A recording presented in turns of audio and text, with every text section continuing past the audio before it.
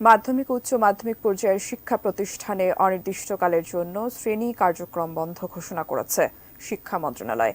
এ বিষয়ে জানতে নিউজরুম থেকে যুক্ত হচ্ছেন সহকর্মী আশিকুর রহমান অপু। অপু, স্কুল কলেজে ক্লাস বন্ধ করা বিষয়ে আর কি কি তথ্য রয়েছে আপনার কাছে আমাদের জানাবেন।